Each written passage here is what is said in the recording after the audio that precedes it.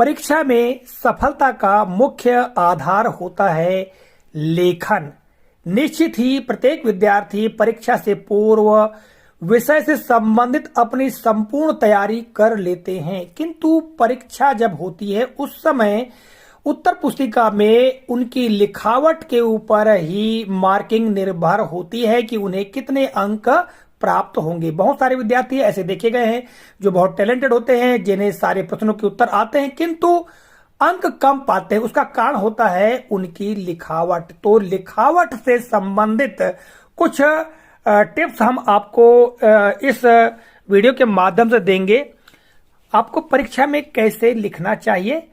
सबसे पहली बात तो यह है कि काट छांट से बचें।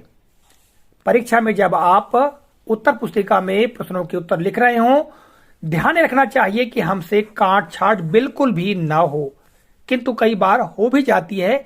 यदि हो जाए तो फिर आप क्या करें। आप उस समय केवल जो गलत है उन शब्दों के ऊपर, उस वाक्य के ऊपर एक आड़ी रेखा खींच दे, बस। उस जबरदस्ती बार बार रिफिल चला करके, पेन चला करके उसे अधिक काला न करे, ठीक है। यदि आपसे धोखे से काट छाट हो जाए तो केवल एक लाइन उस पर चला दे आड़ी, ठीक है, बस। दूसरी बात यह है कि आप जो लेखन करते हैं उसमें साफ साफ और एकदम स्वच्छ लिखें। अब साफ साफ और स्वच्छ के अंतर्गत कौन कौन सी बातें आती हैं, तो इन पर भी प्रकाश डाल लेते हैं। पहली बात तो यह है कि शब्दों के बीच पर्याप्त अंतर हो। जो शब्दों को आप लिखते हैं, ठीक है, किसी प्रश्न का उत्तर लिख रहे हैं और उसमें जो जिन शब्दों का प्रयोग करें उनके बीच में पर्याप्त अंतर हो, ज्यादा अंतर भी नहीं होना चाहिए, अर्थात जांचकर्ता को आपके द्वारा लिखी गई जानकारी स्पष्ट रूप से समझ में आ सके। दूसरी बात, जो अक्षर हैं, चूंकि शब्द हमारे अक्षर से ही मिलकर बने होते हैं, तो अक्षर जो हैं वो स्पष्ट और सुंदर बनाना हमें पहले से ही सीख लेना चाहिए, अर्थात परीक्षा के पूर्व ही हमें लेखन का अभ्यास कर लेना चाहिए। यदि हम सुंदर अक्षर बनाएंगे तो हमारे शब्द सुंदर बनेंगे और हमारी लिखावट बहुत अच्छी होगी, ठीक है। आगे हम बात करें तो जो पंक्तियां हैं, लाइनें हैं, उनके बीच में क्या अंतर हो। कई बार कुछ विद्यार्थी एक एक लाइन छोड़कर लिखते हैं, तो एक एक लाइन छोड़कर नहीं लिखना चाहिए, बल्कि हमें जो पंक्ति दी गई है, लाइन दी गई है, उसी के नीचे लिखना चाहिए। पर यह ध्यान रखना चाहिए जो अक्षरों का आकार है वो इतना बड़ा ना हो कि नीचे की पंक्ति को भी टच करे, ठीक है। आधी पंक्ति तक आपके जो शब्दों के वर्ण है वो आने चाहिए, ताकि दूसरी पंक्ति में आप आसानी से जानकारी को लिख सकें। आगे हम देखें तो प्रश्नों के जो उत्तर होते हैं उनके बीच में भी अंतर होना चाहिए, ठीक है।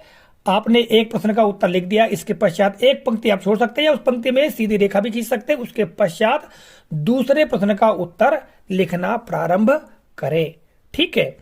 और लेखन के समय आपको एक बात ध्यान रखना चाहिए कि बिल्कुल गड़ा कर ना लिखे। गड़ा कर लिखने से क्या होता है कि दूसरी ओर भी वो लगभग उसका प्रिंट आ जाता है और उसमें जो पेज के पीछे तरफ जब हम लिखते हैं तो उसमें जो लिखावट सुंदरता है वो अच्छी नहीं होती है। तो हम पेन जो है बहुत अच्छा रखें लेखन के समय। तो कुल मिला के हम देखें तो लेखन ही परीक्षा में सफलता का मुख्य आधार होता है।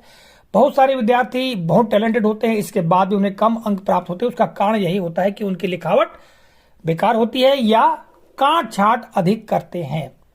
देखिए, आपके विद्यालय में आपके शिक्षक वो आपको भली भांति जानते हैं और स्थानीय कक्षा जो होती है उनमें शिक्षक आपकी दक्षता को देखते हुए आपको अंक प्रदान कर देते हैं, अर्थात आपकी लिखावट को नहीं देखते। किंतु जब बोर्ड परीक्षाएं होती तो उस समय आपके पेपर जो हैं वो बाहर जाते हैं जांच के लिए। जब बाहर जाएंगे तो बाहर का जो जांचकर्ता होगा, जांचकर्ता को थोड़ी पता होगा कि आप कितने टैलेंटेड हैं, कितने होशियार हैं, कितने दक्ष हैं, अपने उस समय कितने पारंगत हैं। वो तो आपकी लिखावट को देखेगा। यदि आपकी लिखावट बहुत सुंदर है, सुंदर लिखावट को देखते ही जांचकर्ता खुश हो जाते हैं और उस आधार पर ही फिर मार्किंग करते आगे बढ़ते हैं। तो विद्यार्थियों को विशेष तौर से इस बात का ध्यान रखना चाहिए कि सुंदर लिखावट में लिखें और काट छाट से बचें।